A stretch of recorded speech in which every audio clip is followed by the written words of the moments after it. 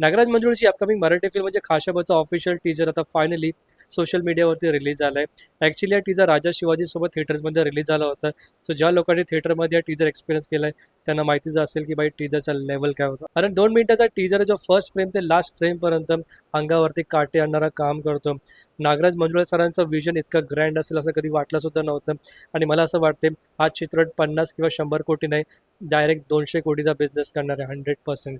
हा टीजर जेव्हा थिएटर्समध्ये रिलीज झाला होता तेव्हा मेकर्सने रिलीज डेट अनाऊन्स नव्हती केली, पण आता सोशल मीडियावरती या सिनेमाची रिलीज डेट अनाऊन्स झाली, that is 1 January 2027. So basically हा चित्रपट जिम्मा 3 सोबत क्लॅश होणार आहे. मला असं वाटतं की आता जिम्मा 3ला पोस्टपोन करावं. ऑनेस्टली मला असं वाटतं की जर हा चित्रपट पुढच्या वर्षी नाही तर या वर्षी जर रिलीज झाला असता ना, मग अजून मजा आली असती. आणि ऑलरेडी राजा शिवाजी, देऊळबंद 2, क्रांतिज्योती विद्यालयासारखे चित्रपट सुपरहिट 2 ब्लॉकबस्टर झालेत. त्यात खाशाबासारख्या चित्रपटाचं येणं म्हणजे एकदम बाय आग आग. कारण 2 मिनिटाचा टीजर मला सिनेमॅटिकली तर एकदम ब्रिलियंट वाटला. इनफॅक्ट अजूनपर्यंत जितके पण मराठी टीजर किंवा ट्रेलर्स मी पाहिलेत किंवा प्रोमोज पाहिले, this is the best teaser I ever seen in my life. या टीजरचा अजून एक बेस्ट पार्ट आहे अजय अतुलचा म्युझिक, साऊंड डिझाईन आणि background score which is outstanding. Literally तुम्हाला हा टीजर पुन्हा पुन्हा पाहावासा वाटेल, all because of Ajay Atul music.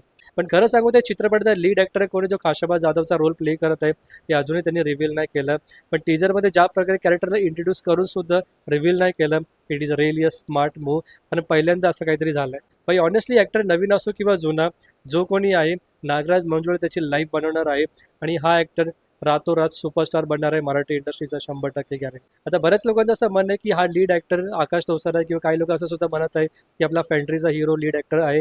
पण मला असं वाटतं की भाई नागराज मंजुळे यांनी कोणतरी न्यू ॲक्टरला कास्ट केले जो आपला मातीतला ॲक्टर आहे, असं त्यांचं सुद्धा म्हणणं आहे. अशाबाई चित्रपटाची कास्टिंग तर एकदम जबरदस्त वाटत आहे. स्पेशली ज्या प्रकारे प्रत्येक कॅरेक्टर आणि ॲक्टरला या टीजरमध्ये इंट्रोड्यूस केलं आहे, it is really flawless. Nagraj मंजुळेचं विजन आणि प्रत्येक फ्रेमला त्यांनी ज्या प्रकारे प्रेझेंट केलं आहे ना, लिटरली तुम्ही बॉलिवूड, हॉलिवूड आणि साऊथच्या चित्रपटांना विसरून जाल.